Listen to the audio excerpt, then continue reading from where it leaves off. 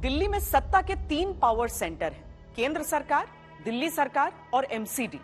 अमूमन ऐसा होता रहा है कि जिसकी दिल्ली में सरकार बनी उसका एमसीडी पर कब्जा नहीं रहा, और ऐसा ट्रेंड दिल्ली में कांग्रेस सरकार के समय से ही चल रहा है।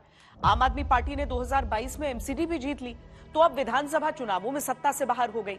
अब फिलहाल दिल्ली में एमसीडी में आम आदमी पार्टी है और राज्य सत्ता में बीजेपी। क्या इस परिस्थिति का दिल्ली पर असर पड़ेगा?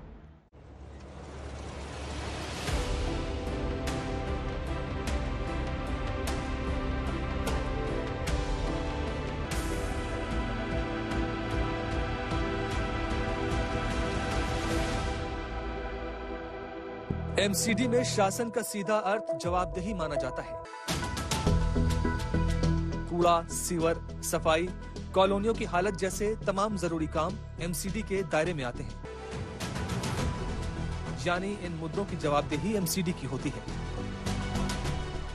बीजेपी ने इसी आधार पर इन चुनावों में गंदगी, सीवर, सफाई को मुद्दा बनाया और आम आदमी पार्टी को हरा दिया, क्योंकि एमसीडी में इस समय आम आदमी पार्टी की सत्ता है।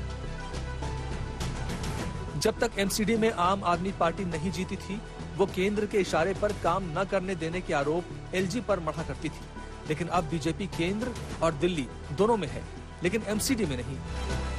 क्या इससे दिल्ली में फिर टकराव के हालात बन सकते हैं? एमसीडी में एक तो इतनी बहुत ज्यादा मेजोरिटी है नहीं आम आदमी पार्टी की, बीजेपी की भी काफी ज्यादा सीटें हैं, और अगर देखा जाए तो बहुत कम फर्क है। इसके अलावा एमसीडी पे जो लेफ्टिनेंट गवर्नर हैं, इनका ओवरराइडिंग पावर होती है।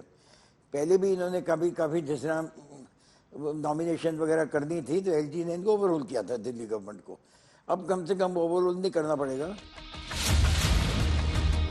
बीजेपी के दिल्ली में जीतने के बाद हालात बदले हैं और इसका सीधा असर एमसीडी पर भी पड़ सकता है, क्योंकि ऐसा माना जा रहा है कि एमसीडी मेयर और स्टैंडिंग कमेटी का चेयरमैन बनाना अब बीजेपी के लिए आसान हो जाएगा। और अगर ऐसा हो गया तो दिल्ली में डबल नहीं, बीजेपी के ट्रिपल इंजन की सरकार बन जाएगी।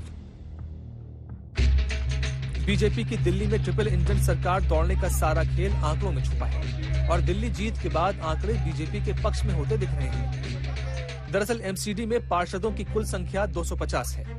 बीजेपी और आम आदमी पार्टी ने कई पार्षदों को विधानसभा चुनाव में टिकट दिया, जिनमें कई जीत भी चुके हैं। मौजूदा स्थिति में अब आम आदमी पार्टी के 117 और बीजेपी के 112 पार्षद हैं, यानी अंतर सिर्फ 5 पार्षदों की संख्या का रह जाता है।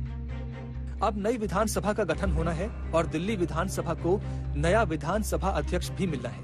यहीं से बीजेपी आम आदमी पार्टी से बाजी मारती दिख रही है। नई विधानसभा गठन के बाद विधानसभा अध्यक्ष को अधिकार होता है कि वो एमसीडी के 5 सालों में रोटेशन के हिसाब से 70 में से 14 विधायकों को मनोनीत कर सकते हैं। इन मनोनीत सदस्यों को मेयर और स्टैंडिंग कमेटी के सदस्यों के चुनाव में वोट डालने का अधिकार होता है। मेयर चुनाव में पार्षद और दिल्ली के 7 लोकसभा और 3 राज्यसभा सांसद भी वोट डालते हैं। यानी बीजेपी के 112 पार्षद, 7 सांसद और 14 विधानसभा अध्यक्ष की ओर से मनोनीत सदस्य। ये आंकड़ा बीजेपी के पक्ष में है। अप्रैल में मेयर का चुनाव होना है और ये माना जा रहा है कि इसमें बीजेपी प्रत्याशी का जीतना मुश्किल नहीं होगा। यानी दिल्ली की सत्ता के तीनों केंद्रों पर बीजेपी का शासन हो सकता है। ये शासन एक तरफ वादों को पूरा करने का अवसर भी होगा, तो पूरी तरह जवाबदेही का संकेत भी, क्योंकि फिर जनता के बीच बहाने नहीं, रिपोर्ट कार्ड मायने रखेंगे।